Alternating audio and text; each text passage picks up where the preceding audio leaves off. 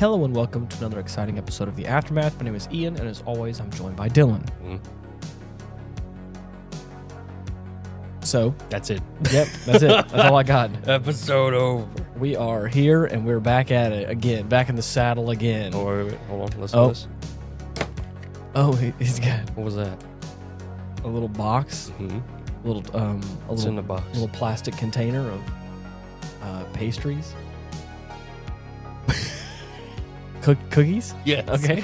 White macadamia nut cookies. Love it. Mm-hmm. And there he is. Oh, yes. Chowing down. I need it. So we watched the, over the past few weeks, just the two of us, Dylan and I, have watched the rest of the Irresponsible Captain Tylor OVAs.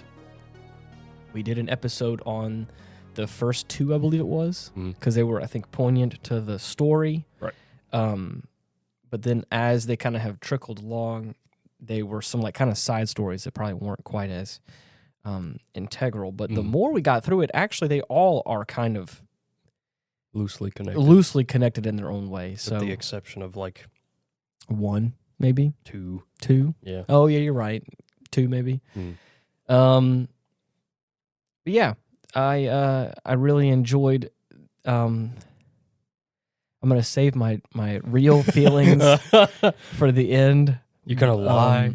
I'm not going to lie. I'm going to save the feelings that I have currently, having experienced all of it, for the end when we conclude, and the timelines sync up, and our watches are synchronized. Yeah. So we like I was saying before, we watched all the rest of them, loosely connected, all kind of part of its own little story arc in its own way, like an unofficial kind of season 2 in a way, kind of having all these like little sprinkled side stories. And then, of course, at the very end, I think online I read it saying the last 2 was kind of the finale of the show, but I think from what you have told me, it seems like the last 4, let me number this correctly. Number 7 and 8 are like very intertwined with 9 and 10, and 9 and 10 are kind of like the story that happens after the show is complete.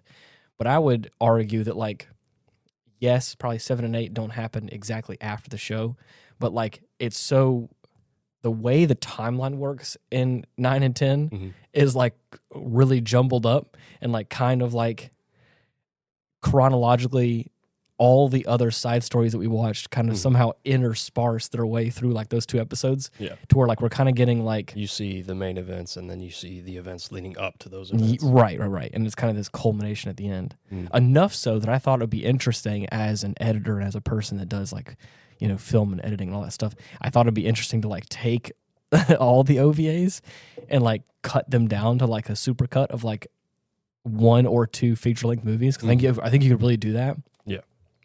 Yeah, I think you could really cut it down to probably 1 feature-length movie, about 2 hours. I think if you really work around it, but I think you could do that and like have it all be like in timeline order, which would be kind of interesting.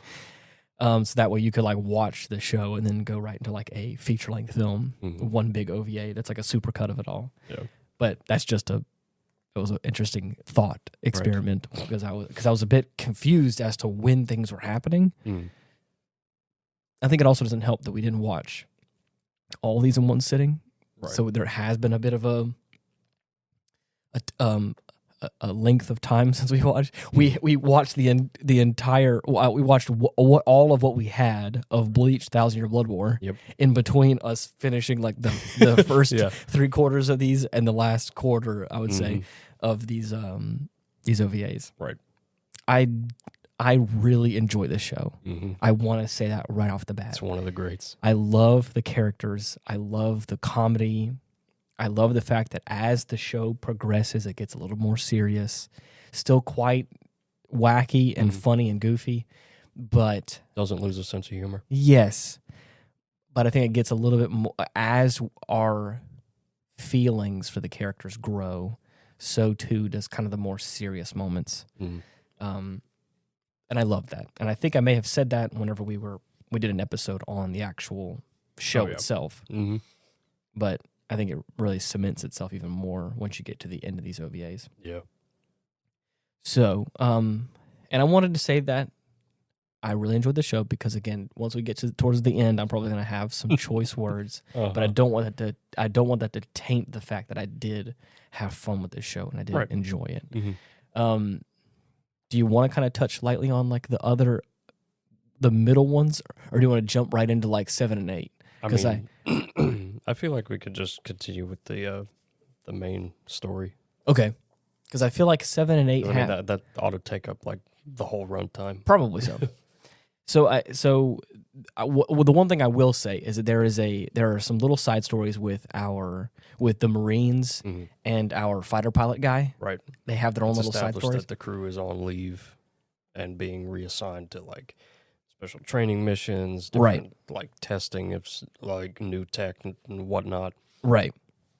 But yeah, the Marines have to test out this Type 96 like new mech that's been developed. Kojiro, the pilot of the Soyokaze, has to go and test out these new fighters that they're trying to cement as like the mainline shit. Yeah. So after having a little foray into their personal lives, we go back to the rest of the crew and all the shenanigans that they get up to. Right. They once we get into episode 7 was the one where we follow. Was it Yuriko or do we follow? It was Yuriko. Okay, yeah. So we go straight into like there's this ship, and it's been like destroyed out in space, and we're trying to figure out what all is going on. And they've singled her out to lead the investigation, right? Or at least get her input on it. And there's like a lot of like suspicious activity going on. Mm-hmm. She gets a random package out of nowhere. Yep. Just about a pair of dumbbells. Yeah, it's kind of for no reason. Yeah, and then like she's also feels like she's being followed and like tailed and all that. Right. And so she goes about her her business as usual, but then like out of nowhere there's like a after running into Yamamoto amidst a rainy night while he's going through a drunken stupor. Yep. She what a champ. Right. After parting ways with him, she gets kidnapped by these random ass railgun spies. Yeah. Who, in their own words, are trying to build tension between the United Planets Space Force and the Empire to get them ready to fight each other again. Right. For reasons unknown as of yet. So, of course, Yuriko's like, what the fuck are you... What's happening? Yeah. So, it's like, that's not important. Just make your fucking report. Yeah, do what you gotta do. Write down exactly what I say, verbatim. Right. And then we'll all be good. But not before leveraging Tylor's life with a fucking bomb that they have set up in his apartment quarters. Love it. So, after that, Yamamoto was thankfully still around to witness her kidnapping. Right. And he's given chase. So, he's still trying to find out where she is in this gigantic, like, sewer system. Right. And he's, like, making a couple laps around the area. Oh, yeah. Going every which way, looping around. Yeah. Just process of elimination type shit. And man, this, as if we didn't need to further cement his character as one of the greats in this series specifically. Yeah. Like he's got a bit of a rough patch at first because he doesn't trust the process, of course. Right. And then as soon as he comes around, as soon as he's brought into the fold, he's fucking Johnny on the spot. Yeah. He knows exactly what to do. Right. It's the best. But, so what I'm trying to say here is that did technically the turn of events of this episode take place before Yamamoto goes out on his excursion, or has he already gone out on his excursion? Is now he would have already gone out. Oh my god! So I see, why would they do that? It doesn't it confuses me because I feel like we're going in like reverse chronological order, but then we jump around towards the end of like these episodes of like 9 and 10. Right. Okay, I guess that makes more sense. That's why he's in a drunken stupor, because he's technically still back. Because that's what I'm getting confused by. Maybe. That's what I don't know, because I know there's the first ship that gets destroyed. Right, the first freighter gets blown up, and then Like get the absolutely report. blown up. That's when they get Yoriko to start looking into it. Yeah. So I don't know if that coincides with Yamamoto's incident, Right. or if it was just the first incident. It had to have been the first, because otherwise they would have. Yeah, no, I don't think it was a simultaneous instance. The way in which the little tagline right here describes it describes Yamamoto first, which is why I was curious, because it says Yamamoto is made captain of his own ship, but soon finds himself demoted after he gets attacked. Meanwhile, Yoriko is kidnapped by railgun spies working for Wang, who wants to start the war again.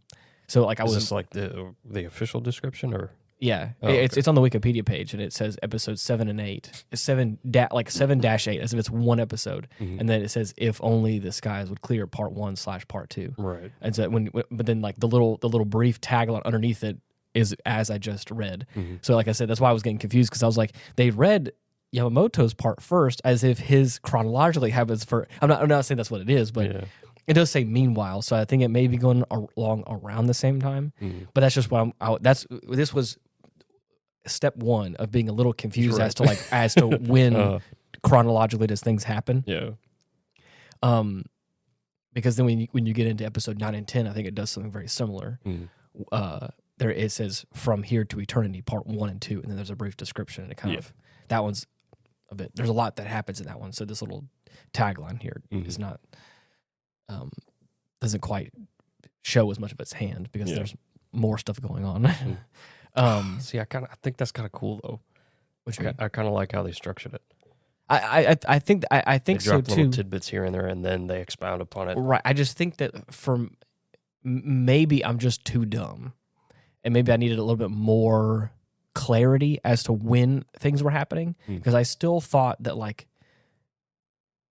for some reason, I thought the end of the show was the end of the show, and all these OVAs took place in between episodes. Oh, no. So there was a certain point in time when we started episode 9, so like the beginning of the finale.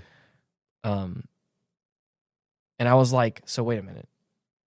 There's some similar beats, but it's not one for one. And I think that's also kind of what's happening, is like, because now I thought that the admirals had became okay with the Soyokaze and the crew, and now, like, we start off this episode by, like, we're going to dismantle and scrap the Soyokaze. And I was like, weren't you trying to do that before and you got over it? Right. And, like, now we're back at it again. Like, suck it up, is what it felt like for me. But that's just because I was like, so then I was like, oh, so this is them at the beginning of their plan before the finale of the show. But that's not the case. This is the beginning. I like to think of it as in the first time they try to dismantle the Soyokaze. Right. It's just ceremonial, because they're giving Tylor command of a new ship.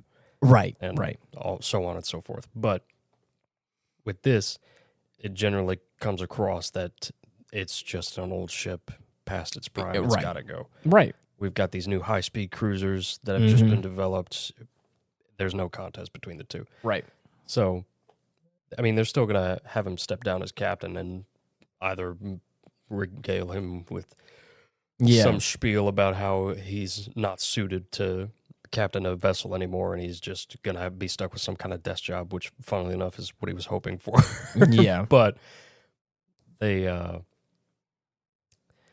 I'd say they're still relatively okay with the crew and the Soyokaze. And I think that came across later. I think it was just that. But with this particular set of circumstances, when they're on the brink of an all-out war, they're like, okay, I was willing to cut you some slack before, but we got to lock in right now. Right. Like, I can't have you pulling your shenanigans right now. So. So anyways, to get back to it, before, Yoriko is obviously captured, and she's, kind of held hostage for a minute. Yamamoto comes up in there, and of course, Deus Ex Machina with the dumbbells that he has in his his coat, because he picked up the package when she dropped it. He gets into a fist fight, and someone tries to punch him in the gut, and he breaks his fucking hand. Right. So, like there's, like I said, there's still some comedic aspect to this. It is still funny, and happenstance kind of abounds in this series, and I think it's funny and it's great. They end up trying to escape the tunnels, and she ends up flooding the tunnels. Right, just opens the fucking floodgates. Or literally. And there's some crazy moments where I will never forget the look on the guy's face as the water... As he's like flowing out, and he's just like, "You're so stupid. He just like fucking idiots." Just has like his... He has you his have no idea. He has his arms folded and just like flowing down the water. It's so funny. It's great. It's a great vibe. So yeah, and then whenever they get back, they end up... Like, I think they end up... Because this is where I'm getting confused again, like a little bit, with like... So does she... I think she has... This may be where we may get some answers, because I don't think that she's working on any of the like red light stuff, because I don't think they know that yet, right? It's not until after Yamamoto stuff happens when they start to discover, like... Because he's the first survivor of it, technically. At that point, she's just going over the information about the incident, what specifically happened, all the descriptors, stuff like that, and then filing the report as such. Yeah. I don't think we've gotten to the point where we know exactly what happened. Right. They're just trying to coerce her to change the wording of the report to make it sound like there was a Ralgan presence out there. Yeah. Which is interesting. Oh, and again, will make more sense later. Right. So then we kind of jump on to the next episode, episode 8, and this is where we start following Yamamoto becoming captain of his own ship. Ugh. And it's a really beautiful moment where he's super excited about it. He has this mentor. The main aspiration of his career has been to captain his own vessel. Yes. And emulate his mentor. Right. Who apparently died in combat, went down with his ship. And that's a very honorable thing, apparently, that he, looks up to and admires about this person. Really stuck with him. Yeah. And so he gets the opportunity to captain his own ship, and it's this beautiful moment. And then it's all peachy keen. Right. Until everybody gets together at the bar. They have a whole party about it. So fun. Yeah. And everything goes according to plan. Everything is perfect as he's going on this like expedition. I think he's like escorting a vessel or something. Escorting the supply freighter. Right. So he's escorting this freighter, and then like out of nowhere there's like a whole bunch of activity on the radar, and people are saying it's asteroids, people are saying it's enemy vessels, or like they don't know what it is, and it's electromagnetic frequencies or whatever. It's making things all go screwy. So they try to change course. Yeah. Get it back up on the radar, and it's still fucking coming at them. So it's like, that ain't good. Oh, right. Right. So, and of course they can't see anything, which is the crazy thing. Yeah. As far as I can tell, there's just nothing on nothing on like the view. Right. Like, they just can't see what supposedly is out there. Right. But as it's getting closer, their instruments start fucking up. Yeah. Shit starts exploding. Power goes out. One of their escort ships crashes into the freighter, causing a chain reaction. Yeah. And it's just a complete disaster. Right. Yamamoto is like one of the only survivors, I think. Right, yeah. And then, of course, that's the thing that haunts him from then on, is the kind of survivor's guilt of it all, and the fact that he should have gone down with his ship. And, of course, he gets kind of demoted from there and gets confined to his quarters for a week or whatever, which I think is kind of crazy to think about. But so anyways, he kind of goes on his own little emotional tribulations. Yeah, emotional roller coaster. And then the rest of the crew thinks that he's going to resign because of his failures. Right. So they don't see him, and he hasn't had a chance to tell them. A common miscommunication error in media is he doesn't tell them, because he doesn't have a chance to tell them, that he's going to be locked up for a week. So everyone's like, he's been locked in his room for a week, or for almost a week. I know they know he's confined. Really? Okay. Yeah. It made it seem like they were all like unaware of like, oh my gosh, I hope he's doing okay. Like, I don't know what's going on. Right. No, I mean, they're still worried about him, but it's not because they don't know where he is or what's happened to him. Okay. Like, he comes back, they give him like the verdict, and then everybody's just like, man, this is real fucking bad. He's not gonna make it. He's gonna fucking resign. So and I thought that was coming from the place of like they didn't know. Right. So they're like, he got back, he's sad, we don't know what's going on, but we just know that he's gonna probably resign because he didn't make it or whatever. But I guess it's different. I didn't understand that. Yeah. Lost in translation. Everybody's at the same bar that they had the little celebration for him. Yeah. He shows up, and they start throwing him a little pity party. At first, he seems relatively okay, like he's kind of on the chin like a champ. Yeah, it's almost like he kind of he's pushed the emotional side of it away and is just trying to have a good time. Mm-hmm. But then, in true fashion of your friends that probably ask too many questions, right? Who or just say the wrong thing at the wrong time. Exactly. I have these people in my life. I love them the most, but sometimes if I'm like, I just don't want to talk about it, or please don't ask me questions about it, and they will persist, and I'm like, I don't want to talk about this. And they're like, are you mad? I'm like, no, not right now. But if you keep pressing me, I'm going to get pissed. Yeah. I'm not upset. I'm not angry. But the more and more you ask, when I tell you, I don't want to talk about this. I'm not feeling this. Yeah. I'm going to get mad. And that's exactly what happens. He's like, oh, everyone keeps asking about the situation or what's going on or what happened. And he's like, you know what? I kind of just don't want to talk about this right now. Right. I want to have some drinks and hang out. And everyone's like, well, no, what's up? And he's just like, well, right. They start like supporting him, like, man, it ain't nothing. You're a career soldier. You can handle this. yeah, Even if the enemy did outwit you or outgun you, it's like, no, hold on. watch your damn mouth. If I knew what I was up against, I would have fired back. I wouldn't have lost to something like that. Yeah. That's when he flies off the handle and starts letting it out, at least a little bit. Of course. And that's when he drops Kogure's name. Yeah. The old captain that he served under. And everybody starts to slowly figure out how much this means to him and why he's so bent out of shape. Right. But from that point, he's just going through the motions, his day-to-day, now that he's just confined to quarters. Right. And one morning, whenever he wakes up, starts getting ready, pulls out the razor, is about to shave, and as he's doing this, he is listening to the noise that this thing is making. Mm-hmm. And it's slowly reminding him of the same noise that happened during this like a flashback. The red event. The red event? Yeah. The reddening. Right. Because during that whole fiasco, the entire fleet was engulfed by this red light. Right. Followed by an ear-splitting noise.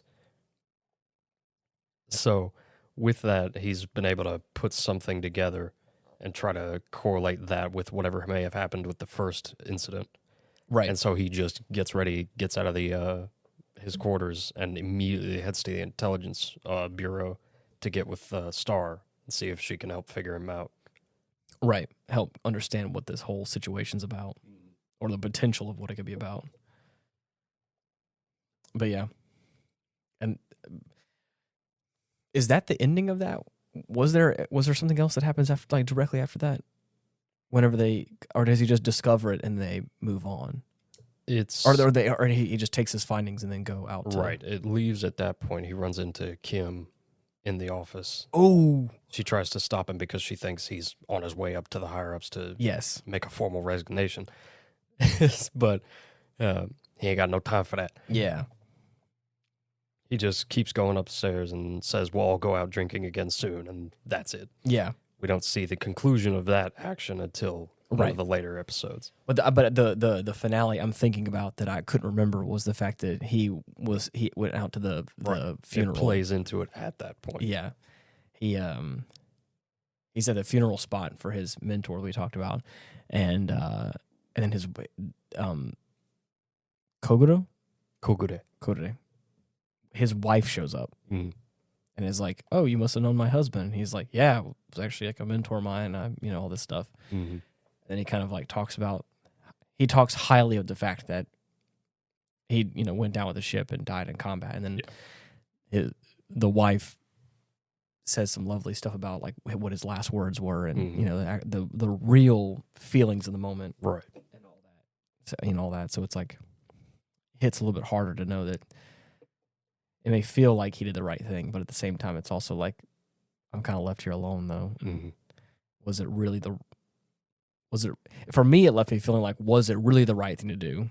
Mm. Or, what? is it what you think it was? Did he really go down with the ship saying like, "Oh, I'm here to die with the ship," or was it just a thing that happened and that kind of stuff? So, and then we move on to From Here to Eternity, Part 1, and this is where the timeline gets screwy, and it's hard for me to remember where things are in relation to other things. Yeah, because we start. And I think it's because probably it's my first time watching all of it, and some of it happened a little while ago, so I'm having a hard time remembering what's what. But I do think like we're really hitting beat for beat the like. Meanwhile, like it feels like for the first like episode 9 feels, or I mean, well, really both of them, but like specifically the first few scenes of that one is like the meanwhile in this area. So they're like, they just start off like picnic, they're all hanging out, and they're like, yeah, fighter pilot buddy and the Marines are out doing their business. And I was like, okay, so like we're already like, are we back in time? And it's like technically yes. Yeah. And they're like, okay, so then like that whole scene plays out and they're like trying to figure out their whole situation, and then they start talking about the peace agreement between. So by this picnic scene, has the events of episodes 7 and 8 already happened? No. Okay, so see, that's at the very beginning. That's what I'm saying, the very beginning. So at this point, they start talking about the peace agreement between it all from like the ending of the series. Like, will there ever have peace? That kind of whole thing. Who's talking about peace? I remember at the picnic they were talking about like, will we ever like have a whole, like, will we ever like figure out and be like amicable again, or like who's the real enemy here? Is like they were talking about, or am I wrong? You may be thinking of another moment. Okay. At the very beginning, I thought they were talking about the fact, like, I think they were talking about the power struggle between the two empires, and they were like, will we ever be able to sort this thing out? Or that's what I thought, at least. I could be wrong. I could have read something incorrectly, but I could have sworn they were talking about that at the beginning, which again was confusing me because I was like, so wait, where are we? But anyways, there's a whole lot of stuff that takes place in just these 2 episodes. And again, because of how much time we're covering, I feel a bit discombobulated. I like to think of it as individual episodes, as puzzle pieces that you can slowly fit together as they progress. And with it being my first time watching it, I was doing a very shit job putting it together. I still think my puzzle's out of whack, is what it feels like. Enough so, like I said earlier in this episode, I was like, I think it'd be interesting to kind of like put all the puzzle pieces together and like watch it chronologically to see how, or it would help me to see the bigger picture of it all. Because what happens directly after that first scene? Do we move straight into? There's a lot of back and forth between the Railgun Empire and the crew of the Soyokaze and all that kind of stuff. We're going back and forth because again the main situation of these episodes is trying to figure out like what the fuck is this red shit? Well, not only that, but it's also like, are we going to have peace or are we not going to have peace? Yeah. So the funny thing is, this little brief description that I was talking about, it specifically uses the term puzzle. Wow. No way. Yeah. It says all of the pieces of the puzzle begin to fall into place. Damn. And it appears that the war is going to restart. But it is all being controlled. We'll get there. Yeah. It's a ruse. It's a ruse. Can Tylor and his former crewmates find the solution in time? The main thing I want to take away from this, that I know for a fact happens, that I can say with certainty, is there is a big will they, won't they? It's a real Cold War situation of like the war is ramping up, forces are moving into position. Right. There's been goings on at each respective border. Yes. In space. As we've talked about before, there have been infiltrators that have tried to make it seem like red shit is some sort of new railgun weapon. Right. So there's already like conspirators trying to ramp up tension and get the war started back up again. I'm gonna just rip the Band-Aid off. Uh-huh. Wang. Yeah. Wang's out Fuck here 'em. as we've talked about before. Yeah. As we talked about in the past, Wang is out here trying to stir shit. Oh yeah. And we've been one of his many coup attempts. We've been known. We've been known that. And so the fact that like things are getting amped up, the fact that we got some railgun informants coming in here trying to like sneak in some special data and all that kind of shit, we're like, we all know where it's coming from. Right. Because it sure as hell ain't Dom. It's motherfucking Wang. It sure as hell ain't Her Highness. Right. Azalyn. Mm-hmm. What was the admiral's name? Loner. Lorner. Mm-hmm. Sure as hell ain't him. Nope. So we're like, it can only be one thing. Yeah. And so anyways, I'm saying all that because like, so there are war strategies, as you would. There's a little thing here, little jab there, little like you know espionage, misdirection. Yeah, right, all that stuff. A cat and mouse game. Mm-hmm.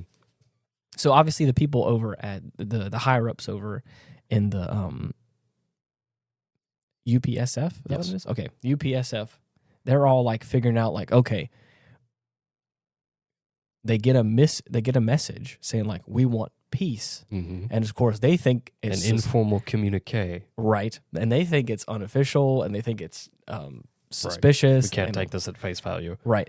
And again, like some of the forces are kind of like look like they're moving to prepare for battle. So they're obviously like, well, we can't take all this at face value. So we don't know if this is real or not. There are certain things that are making them believe that, again, the crew of the Soyokaze at a certain point believe there's like a split between the two, that there's like some sort of a splinter group. Of course, yeah. And I think that's what I thought was talked about at the picnic, but I think there's a second version where they're talking, I think, in a picnic area or something. Because I could have swore that there was that moment whenever Tylor is like, I believe that they really want peace, but I think someone else is. I'm confused. That's on the rooftop. Right. With Yamamoto and Yuriko. Right. So, again, back and forth is happening, and all that stuff is taking place. And tensions are rising, and of course, both sides are trying to make sure they have, all their weapons and all their stuff all figured out. Mm-hmm. And all the while this is happening, Wang is staring into this dragon staff. Right. Which has with a red orb. With a big red orb on it. And it makes it seem like, okay, so we now know that Wang is using some sort of special space magic. Right. And is supposedly. Yeah, and is making and is destroying certain ships. Mm-hmm. And of course, and making it seem like it's some sort of big thing. Right. But like as it progresses, I'm just going to jump into this. He ends up convincing Azalyn and the Admiral and all that kind of stuff. He ends up like swirling them into a frenzy, being like, there's no way we can, if we want peace, we can do peace, but there's no way to do peace. And this whole mind game. And he ends up convincing her to like go out to war and like go out and do it. I'm going to leave this up to you. Like, put our ships in the front line. Loner believes that with their current forces, if they all strike at the UPSF at once, they'll be victorious. Right. However, yes, on the basis of peace, that would be false. Like, it's not going to be a true peace. It's not going to last long at all. There's just going to be another war after this. Right. So he says that they must pursue a true peace. Yes. Because he thinks of it as like peace is just war by another name. So he recognizes that there's going to be a struggle regardless of how they obtain this peace. Yeah. So they just have to go about it the right way. But Wang is trying to sue for peace on the basis of low morale and irritated soldiers. So he's saying, like, if we keep going as we are, the empire is going to fall. It's a foregone conclusion, apparently. So Azalyn is taken aback by this and is like, all right, what should we do? Right. So after that, Wang twists Loana's words, insinuating that he may be against peace entirely, talking about being able to crush them in one fell swoop. But yeah, right. He's just the scummiest motherfucker you can imagine. Using every opportunity, every dirty trick. And then, of course, he ends up convincing them to, like, is it like the Royal Guard? Is that what it is? Like the guard that he intends to take the Royal Guard fleet away from the Melva, the flagship. Right. And just use it against the UPSF as if it were a main force. Right. And Loaner immediately is like, whoa, hell no. Yeah. That ain't my fucking job, yeah. bitch. Especially because it's at the safety of the Queen. So you're just, at that point, you're like, what are you... Right, and then Wang claps back, well, you said all our forces. We need every single one if we're going to win, don't we? And then that's how he fucking gets him. So, of course. Now that all of the other generals are, like, hooping and hollering, yeah, well, let's fucking do it. Let's pound them into dust. Yep. There's not many options and avenues for escape into a alternative solution. So, the fleet is mobilized. Yes. And let's see. After that, again, there's like I said, to rub salt in the wound. Yeah. Wang is able to launch an attack on that garden world. And this is where Azalyn paid a visit to earlier in the OVA. Right. And this is what I'm talking about by like each one of these are. I think the only one that isn't really relevant is the Christmas one. Right. Christmas. There is a Christmas special, and it is episode 6. So just before these finales, it is a brief respite before just a little break. Finale. Yeah, just a little Christmas special break. But out of the 10, 9 of them are like they all kind of tie together, and I think that is interesting. And I do like what they're doing. I like the callbacks. Yeah, and I think I would have liked it. I think that's what's confusing me is the fact that like these 2 finale episodes, like they have a lot of callbacks, but I don't think I have a big understanding of like the reference that they were all making in the timeline of things. So like because it wasn't just like things taking place in order that are referencing things in the past. It's like this action happened technically before what's about to happen coming up next, and it's like so there's like extra time jumps that I don't think were like, for me, I wasn't adequately able to delineate. That's why I was confused. But as you were saying, all of a sudden the red beams start flashing down on that garden world, this like peaceful area, and it is all but obliterated. It is gone. And at that point, this is where I start to think, oh, that's the fucking tipping point. This is where it's one thing for Wang to like instigate war by destroying enemy ships. Right. But now he is using special weapons that the Railgun forces don't know about. This same special magic red dragon staff weapon. Right. To then the destroy, color red. Yeah. He's using the color red and a microwave. Yep. Microwave. He's using red microwaves to kill this special place that is very what's the word I'm looking for? Not nostalgic. Sentimental towards Azalyn. So whenever they're like, he comes rushing up to like, oh my God, you'll never believe what's happening. Right. They got destroyed by a secret weapon. It's probably the UPSF. Comes up to her and says it's been destroyed. Yes. And she turns around and is like, what did you just fucking say to me? Yep. So at that point, she's like, fuck it. Send the fucking fleet. Because again, at that point, I don't blame her. Because again, we don't all know what's going on. Right. And so, but we got the mastermind Wang in the background, you know. And he is elated. Scheming. Happy as could fucking be. Makes this weird ass fucking noise as soon as Azalyn approves the attack order. I would have been like, what the fuck was that just Get out of my presence. Die. Die right now. That was evil. Take You're that evil. Weird sound and get out of here. You're evil. You're just evil. Yeah, that is an evil noise. Yeah. Only evil people make that kind of noise. I think it could not have been more obvious. dude. Anyways, so now we're starting to get the bigger picture here. That our man is not. He's obviously he wants to fight to win, right? And he wants to rule the empire. Yes, as the fucking galaxy for all intents and purposes. As he has.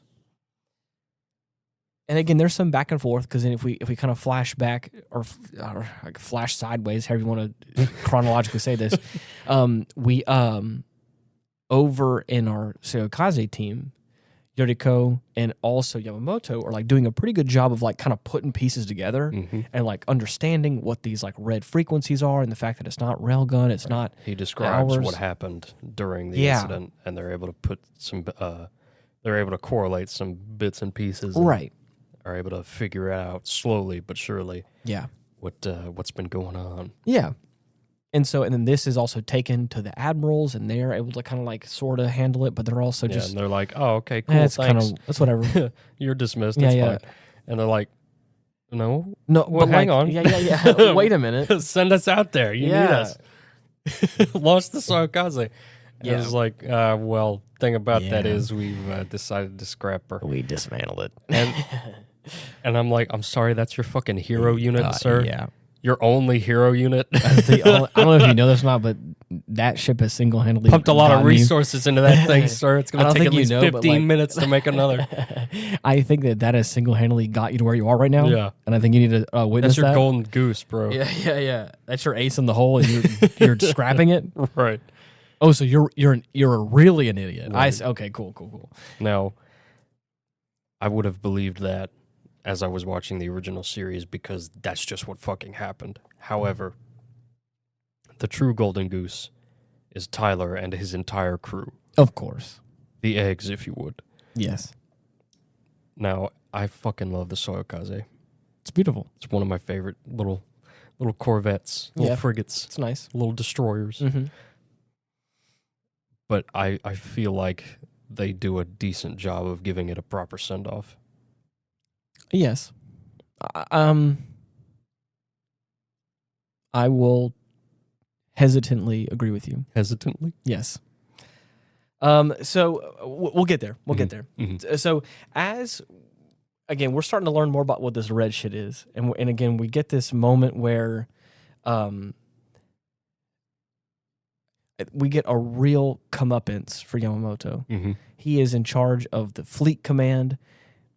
He even stands up for himself in front of the admiral and is like, will you give me command of this fleet so that way I can do what I got to do? Motherfucker has a revelation like, I get it now. I got it. I get it. And I see all the numbers. Right. All the equations. Uh-huh. He's understanding it all. And the funny thing is like as per usual with the Soyokaze, like it feels like it's all planned. Mm-hmm. It's like all these little things. Oh, yeah. Tylor just has every major play set up already. And it's great because all the people, like the actual, like the pilot of the ship has like been studying and training hard, or like how to do the proper like warp travel. Mm-hmm. There's like a little training scene under the new warp system because they recently like updated it. Right. And he tried it out with the Soyokaze specs and found out that it won't survive. Right. Like no matter what he does. Yeah. He says it's possible to mount it on there, but the hull probably isn't going to be able to take it. Yeah. So knowing that, Tyler's just like, I'll take it. Yeah. And they hijacked the fucker again. Yes. But it's each one of those steps where like even that's all the same. I think that like even having Yamamoto as a plant to then like stand up and get fleet command, I think is also a plant. It's so funny because this is what I'm talking about when I say Yamamoto is my favorite character in the series. Yeah. Because Tylor didn't plan for him to be like fleet commander. Right. He just did that on his own. Of course. He takes Tylor's plans, capitalizes on them, and just improves entirely. I love it. Because it's so fucking funny. Whenever Tylor like is able to get fleet command on the radio, he's expecting like Mifune or some shit. Oh, right. And then he sees Yamamoto, and he's like, "Oh, no fucking kidding!" It's so cool. I love it. Mm-hmm. It's a lovely show. There's some humor. It's wonderful. they end up getting all the Tylor has a real 1-to-1 with Dom. Oh yeah, again, because Dom yeah. is at the head of this defense fleet Yeah. that has been and he's like, and dragged I can't away from the Melva. right. And He's like, been having a fucking panic attack Of because course. they've lost contact with the Melva. yeah. So he doesn't know what the fuck's going And on. but he knows that that there's some sort of red shit Oh, yeah. that has warped past his defense line and is now attacking the Melva. And he's yeah. like, what the hell's happening? Yep. Which again, understandable. But he's like, I'm on the front lines, and The because of enemy is our only getting closer. and because of our creed and our belief, I cannot turn tail. I cannot run. I cannot evacuate. What's Right. what's the word I'm thinking of? Retreat. I cannot retreat. Yeah. Thank you. So yeah. Anyways, so he's between a rock and a hard place where he's like, I'm not gonna surrender. Right. But like, I don't want to. If I don't want to go out to war right now, but I'm going to Right. fight if I have to. We've been playing. We've been playing. Right. This is Wang's treachery. Exactly, and I love that Wang's treachery. Oh yeah. I want to name the episode that, but I wasn't going to say anything. We'll definitely have it something to do with Wang. Yeah. We'll think something up. Man. But yeah. After Tylor is able to get on the line with him, it's almost Oh like man.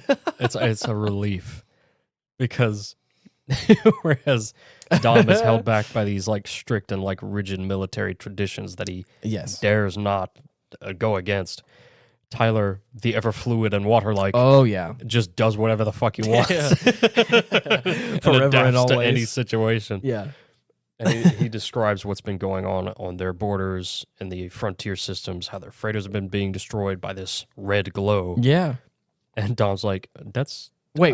That's the same fucking... That's the same shit that's yeah. attacking the Melva. Right. And he's like, oh, the It's like, Melva's it's under attack? Yeah. What the fuck are you doing here? right. So, Wild. he even shows him a photo from Yeah. the Intelligence Bureau of the silhouette of this thing Yeah. that's supposedly been causing this red wave. Yeah. And he's like, you expect me to believe that? Just that tiny little photo? What's that supposed to prove? And he's like, whether or not I have this photo should not matter in the Yes. slightest. All right, that's all I have to say. And then he cuts it, evacuates the Soyokaze, which is now dead in the water, torn to pieces by this new warp drive, Yeah. and just No engine power, no nothing. Yep. can't do a thing for her. Yep. Now, my fucking God, dude, it hurts to watch my baby, Okay. my blue beauty, Okay. just drifting through space. But man, I love that they wrap right around and are just like, if anybody's going to blow up our ship, it's going to be us. Yeah. We got to give it the proper send-off. Mm-hmm. And so Yamamoto turns to Mifune and is like, we'd like to carry out the initial order and scrap the Soyokaze, please, sir. Right. And they just unload. Oh, also, Mifune says something really, really special. Oh, yeah. I don't remember what he says verbatim. He says, to Captain Tylor and the crew of the Soyokaze, I offer my deepest gratitude. Yes. Permission granted, sir. Love that. Mm-hmm. I love that. Oh, yeah. He's in. Really honoring the legacy. Oh, yeah. Because at first it just seems like just an arbitrary decision. Like, oh, it's just an old ship. Get rid of it. It's not going to hold up, which, I mean, to be fair. Yeah, on paper, true. Right. But there's sentimental value. It's just, it belongs in a museum, I feel like. Right. They ought to have that shit, like, framed in its own display case. Yeah. Just out in space. Yeah, right. Savior of the human race. Yep. But, a city needs to be built around it. right. Yeah. Dude, fucking a super dimension fortress. Yeah. But, right. Yeah. So, but anyways, they in a real blaze of glory, he's there's a lot of honor towards this. So like Captain Tylor gives Yamamoto his sunglasses, tosses him the shades. Yeah, like, and he's like, "You're in charge now, Chief. Make it happen. What are your orders?" So so Yamamoto takes his hat off, puts these sharp glasses on, turns around and says, "All batteries, open fire!" Yep. And of course, it gets blown to smithereens, and then it cuts back to Yamamoto, and he's crying. Yeah, he's like, "Oh yeah," he's breaking down. It's so good, very true, heart wrenching. But and then again, the really special moment as like, the ship is going down. Yeah, we cut to the doorway, Yeah. Dom's flagship, and he's just like, Tylor, you magnificent fool. And he salutes You magnificent. the ship on its final journey out. Yep. And it's not just him either. The entire Railgun defense fleet is saluting the Soyokaze. Yep. We get the shots of each crew member of the Soyokaze giving their final salute. Yeah. And what fucking got me were the twins, man. Yeah. Fucking, oh my God. That's so sad. Yeah. But It's crazy. yeah. And man, it goes out with a fucking bang, dude. It's beautiful. Yeah, it's a wonderful moment, and I love that. Oh yeah. But it's just everything after that. Yeah. Yep. That's the thing. Is it like that's why I say that's why it's like is that I feel like and this is where oh gosh, I have to all my thoughts are racing and all my feelings are coming are filling to the surface, and I have to slow myself down. Mm-hmm. All of the listeners of this show and you, Dylan, know this because it happens very often. I have to stop myself from. I have to slow myself down because I'm feeling everything all at once. Right. I really enjoyed even though I have been confused by the kind of order of things and the timeline of stuff, and all that stuff. I still enjoyed all of it. Right. I still enjoyed how the whole show is progressing. Mm-hmm. I loved all the character dynamics. I loved the sneaky underhandedness of Wang that I knew was probably going to happen, but it felt finally satisfying. Comes to light. Right, and it's like, okay, so like he's really the traitor here, and he's going to probably like splinter off the Railgun Empire or something. Right. That's what I was thinking. Mm-hmm. I'm thinking big. But I know we're coming to the end. Mm-hmm. So I'm like, I gotta adjust my expectations. So they blast down the Soyokaze. And I'm thinking, okay, now's the time where we have to start discussing like what true peace can mean and really start to solidify who is going to be on the Railgun forces that is going to be with the UPSF and how are we going to take down Wang. Mm-hmm. And again, we're approaching the end.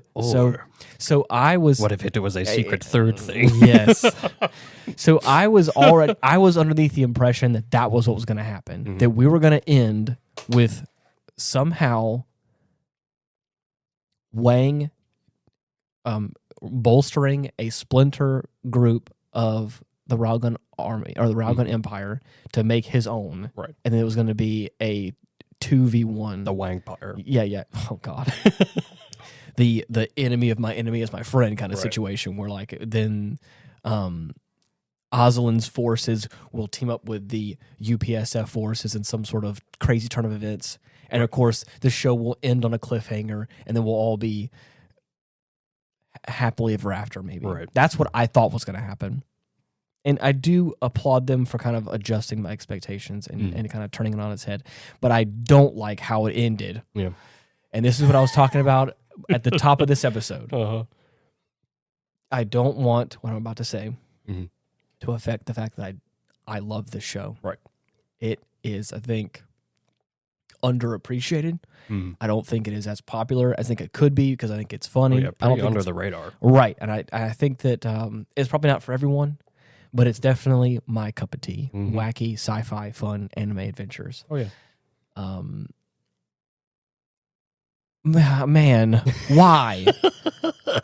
I don't why? know. I have no fucking idea. I think it's what happened during this time in history in anime is that like sometimes I think manga was made, anime was made of it. They had budget for so much. Like many adaptations, there's always going to be stuff left out, or they won't be able to finish. Correct, and that's the thing is that I just don't understand sometimes why the sudden change at the end or why the not finishing of a show happens. And when I think of it now, I think of it in context of like today's media where like you can just like make it and release it as you will, or it's easier to release stuff. And I forget that like this comes back from in the day. These last 2 episodes were released July and August 1st of 1996. So like television era and like funding. It's like I get upset because I'm like, man, they like wrap this shit up and like end it, and like there's so much unanswered. Right. And it's not like I'd be okay with, again, the ending I just described, where like we see a little bit of some peace, we see a little bit of some understanding, of force, a splinter force happens, and then all of a sudden tumult happens, and then the show ends. Right. Even that to be continued. Right. Or even if it's just like the end, and like the Soyokaze drifts as rubble in space, and we all are, you know, a new combined force of pseudo friendships, maybe for a time, maybe for indefinitely, who knows. Like even that kind of like cliffhanger, I would feel okay with, because I'm like, you know, whatever. At least I got some sort of answers. But like after they destroy the ship, I'm like, where are we? What is happening? All of a sudden, we like flash over to the Melva. And Wang has been betrayed. Yes. By this now known faction. Yes. That he's been working with. And all he says is, I can't believe that they've turned on me, or something like that. Or he's just like, I can't believe they did this to me. Right. And then we just see him we going. See the red beams come through, and he fucking like has his hands to his ears, and he's going, screams. Ah! Yeah. But we don't see him die. Yes. So we don't know if he's dead or if he's just wounded in some way. Right. And again, so that's strike number one, where I'm like, okay, so is he dead? Is he not? Did they just, did they come to collect? And that's what they're collecting. They're collecting a soul, whatever. Right. The Empress and her handmaids. Yes. Admiral Loner had escaped on a pod from the Nova. So did they?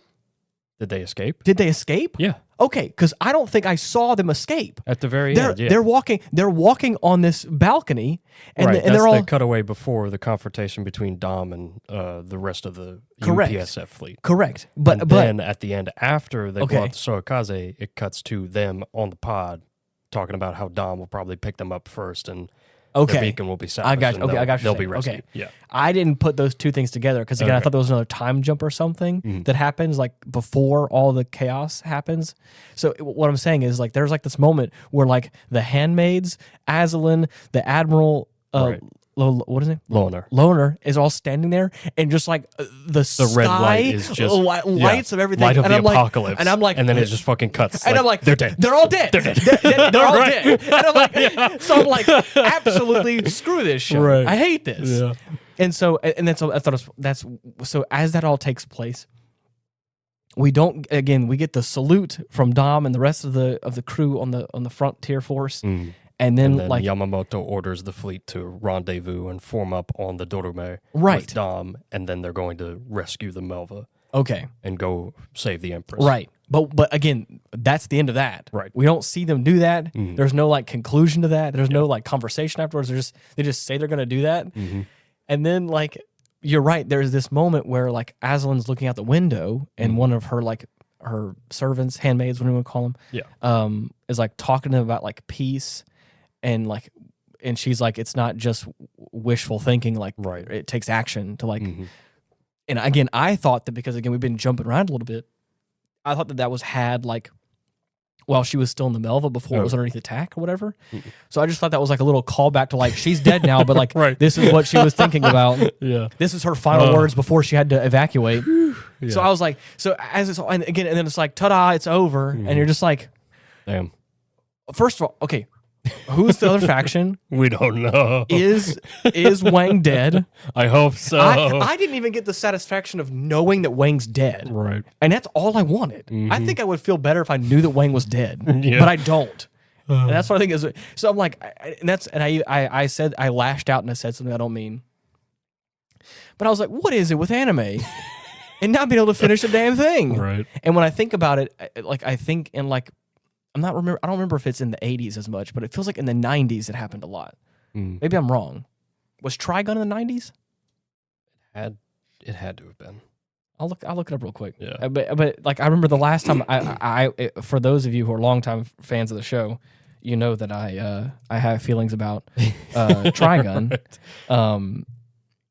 and the ending of that. At least for the anime adaptation. For the anime, I don't know anything about the. And this is what I'm saying. The same thing. Apparently, for Tylor, there is a sequel manga. A sequel manga that I don't think has been adapted or has not been brought over to the States, but apparently it concludes out the show, which I'm like, hey, that's awesome. That's cool. But at the same time, I'm like, it doesn't change my feelings that like.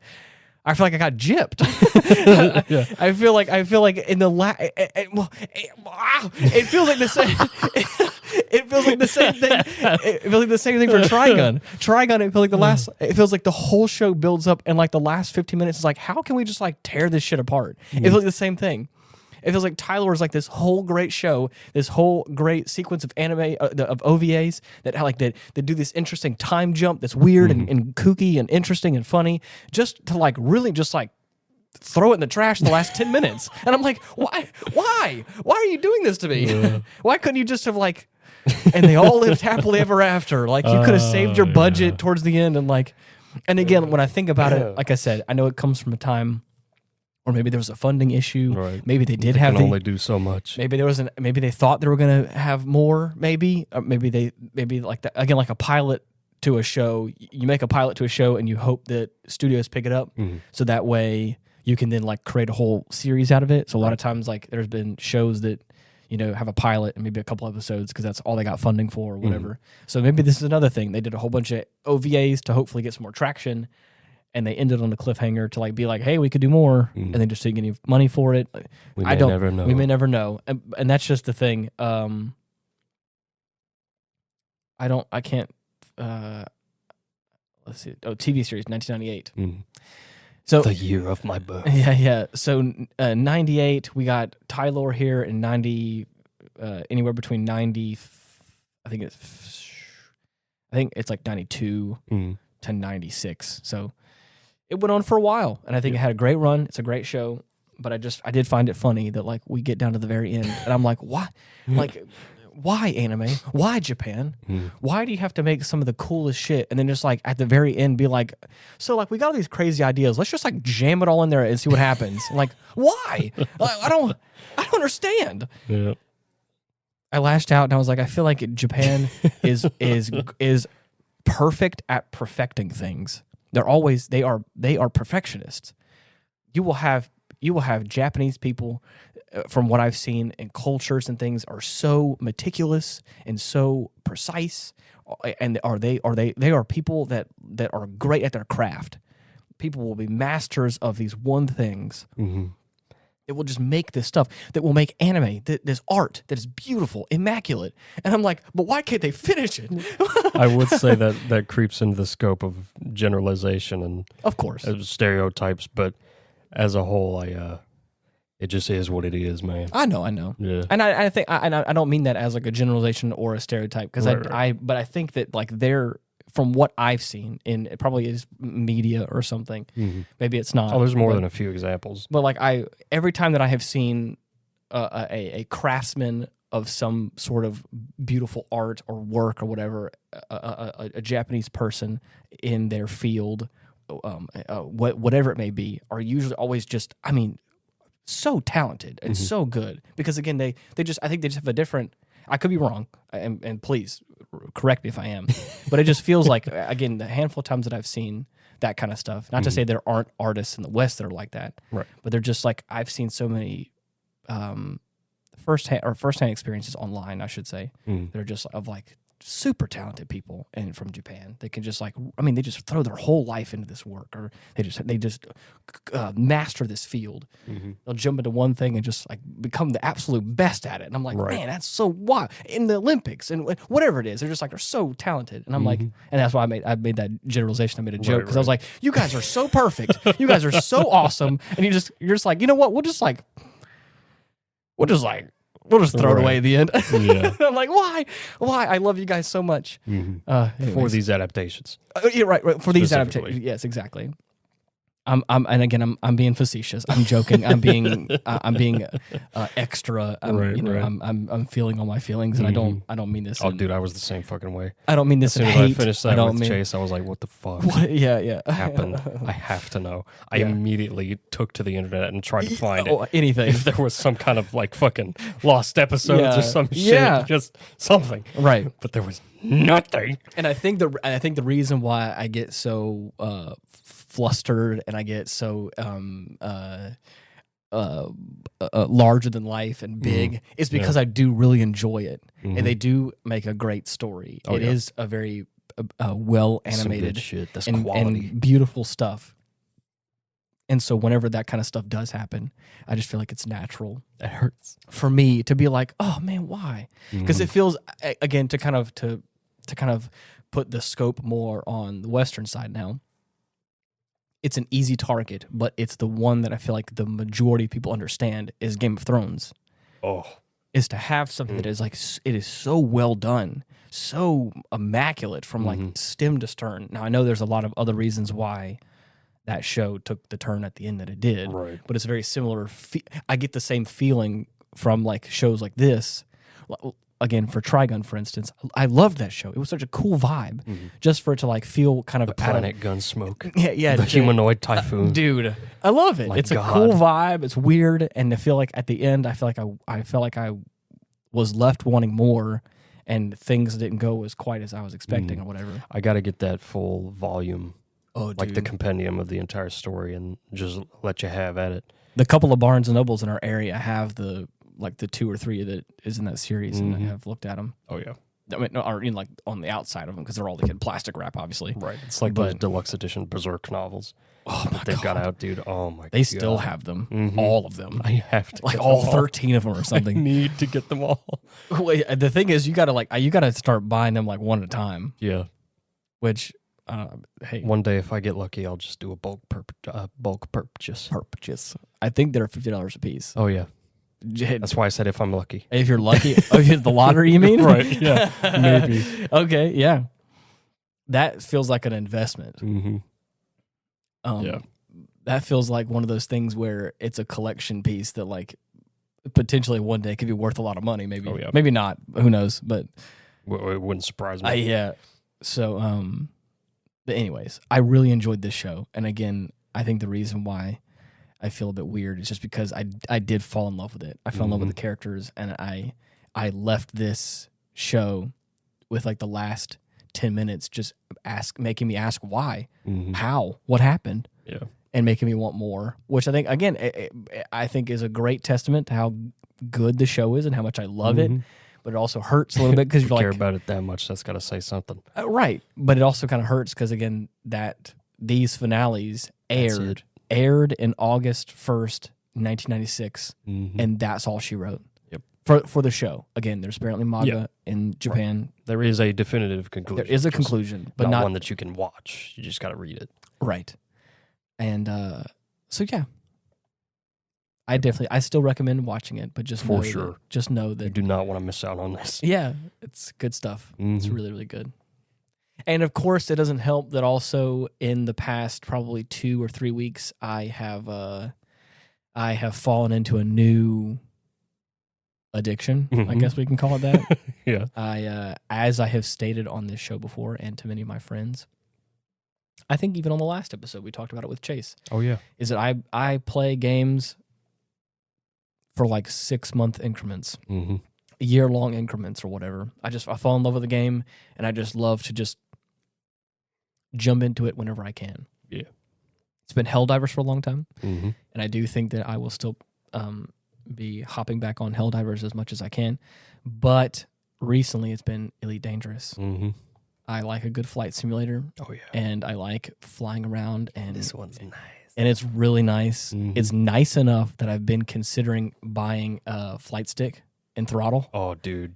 Because I really, because you can get them for like a couple $100, like really good ones. They have some cheap ones for like $100, but they're like kind of plasticky and not super nice. Oh, yeah. But you get to like the kind of $200 range, and they get really nice. And I was like, maybe, because I've been really enjoying this, and I do like playing other flight simulators besides Elite Dangerous. But so far, it's really, I've fallen in love with it, and I'm really getting in the vibe. I've started making a lot of money in there, started getting some ships, and started I started the grind of kind of like understanding the kind of rhythm and rotation of the game. And so to watch Tylor again tonight, there's a couple of things, because it's, again, sci-fi in space. It's not one-to-one, but it's just reminding me of the same... I'm in that same headspace right now where I'm playing a game where we're like warp driving and we're going through space and we're doing all these things, and I got fighters that come out and we're all shooting things, and it's like, it's futuristic-esque in a way, and so I've already been in that headspace to watch this show. Right, the latest Poison. So to watch that show, and reminded me of that, and I was like, oh man, I'm just in this whole headspace. So Spaceships. Laser beams. Yeah. So missiles. But yeah. With all that being said, you have anything else you want to add? No. Yeah. I'm at my end right here. Well, thank you so much for listening. We really appreciate you tuning in and being a part of this wacky show and listening to me rant about how much I do and don't love the people of Japan. I'm kidding. Right. I'm playing. We hope, dude, if we were your first exposure to this series, first of all, I'm sorry. Second of all, you're welcome. I think there's a couple of people who actually have been watching this show because we've introduced them to it. Damn. But I think on the adverse of that, there are people that have now come to this show being, oh my gosh, finally somebody else knows about this. There's somebody else that's talking about this this show that is underappreciated. And if you're listening to this one too, welcome back. We're glad to have you. Again, we have a YouTube channel at Hindsight Studios. You can type that in the search bar / at Hindsight Studios, and you can subscribe. Be sure to subscribe and also like the video. And if you want to contact us, we have comment sections in the Spotify. We also have it in YouTube, and I like to clap back every now and then. Give you guys some likes, some ha-has. You guys make me laugh. Some real funnies. And I appreciate you guys. But anyways, until next week, see you. Bye-bye.